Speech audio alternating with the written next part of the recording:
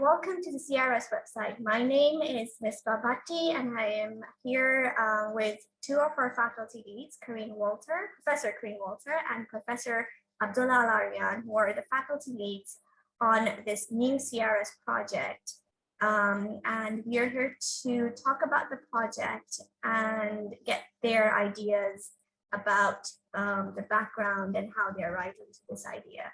So Corinne and Abdullah, talk us through what your concept about the project was and what the whole gist of the project would be. Well, thank you, Ms. Ba. And it's been really amazing having the support of CIRS for this project. I'll begin by saying, this is something that Abdullah and I have been working on for over 2 years now, almost 3 years. And we're hoping to put a project together around the global history of Islamophobia. So we approach this from very different angles. I am a historian of the United States and the world. And my earlier research has looked at, American practices of Islamophobia. And in contrast, Abdullah has a very different perspective. So I'll let him, tell you why, what drew him to the project.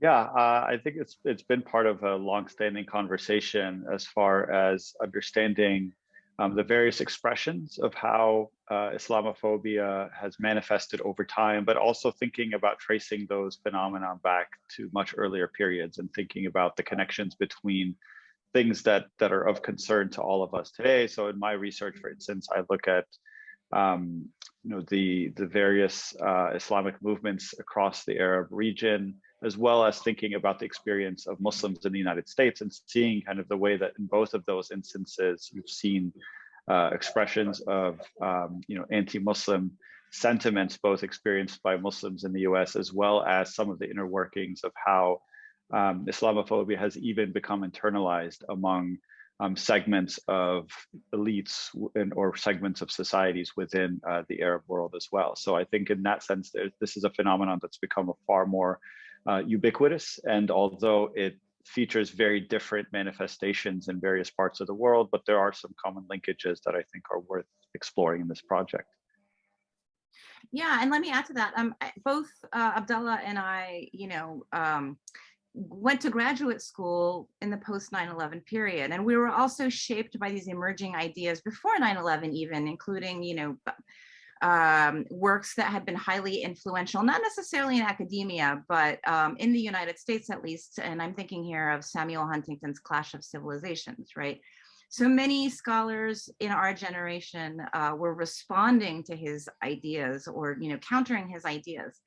And then, of course, after 9/11, we see this emerging with force, Islamophobia emerging with force in the United States.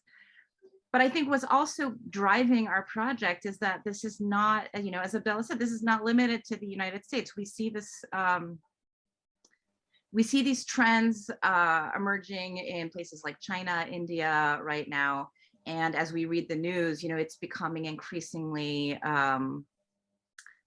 a relevant factor in shaping world affairs. So as historians, we know that this is not the first time, even the post 9/11 period is not the first time that this emerged. And we just want to try to kind of understand the historical antecedents to this. And I think, part of what this book is doing is both focusing on this pre 9/11 period, but also how we can trace continuities across and past 9/11 and beyond the United States itself. Yeah, I was just going to add that I think, in looking at, the literature that's come up around the question of Islamophobia over the last decade or so, I think we're both very heartened to see that there's been tremendous interest, both in terms of the public discourse around it, but also in terms of academic scholarship, trying to think about longer historical trajectories that showcase the continuities between earlier practices of things that would not have been called Islamophobia at the time that they were occurring, but certainly have helped impact and shape the way that Islamophobia has manifested now. We're thinking especially, for instance, of those of us who are following with great concern some of the events happening in Europe, for instance, looking at some of the recent policies coming out in places like France and Switzerland and in the UK, and some of those kinds of practices that I think in many ways are following from much older assumptions and much older kind of cultural assumptions and practices related to Muslims going back, many centuries in some cases. And so I think that trying to think about the way that those histories and the legacy of those earlier practices and interpretations that even informed things like, for instance, the colonial experiences of Muslim subject populations in the Middle East, and then of course manifested in the post-colonial period, thinking of course about many immigrants who ended up settling in many of these European states, have continued to pursue many of those kinds of practices in terms of how Islamophobic sentiments have helped shape them in the current context. Yes, and I think one of the things that I've learned so much from Abdullah about is the ways in which this is not limited to countries that are non-Muslim majority countries, right? I mean, he's led me to understand the ways in which this plays out even in the Middle East, and I think that is an even more fascinating story that hasn't been told as well, and that we hope to include in the book.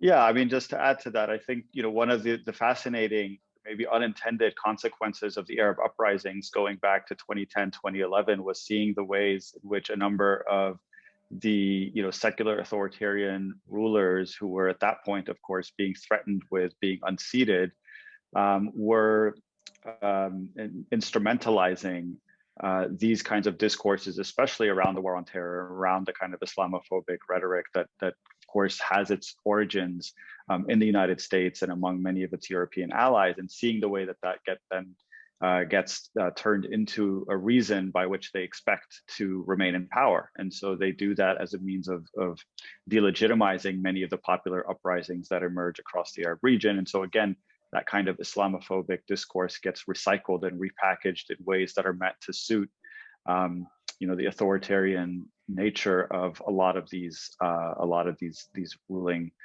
regimes in the region. And so I think that's one node that we hope to pursue, at least among the many other kind of threads that we hope to follow with this project. We hope that it's very much interdisciplinary as well, thinking about bringing together scholars who are looking at this from multiple perspectives, not just as historians, but even those who are studying it from a variety of social sciences and humanities approaches as well. So our hope really is that the project will draw scholars from, as Abdullah said, from multiple disciplines, but also from like very long chronological time period.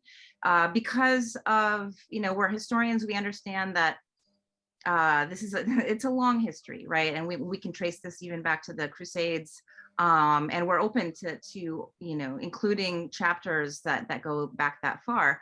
But as Abdullah said, in the present period, we see scholars working on the development of the security state and the impact of the global war on terror, including in the Middle East.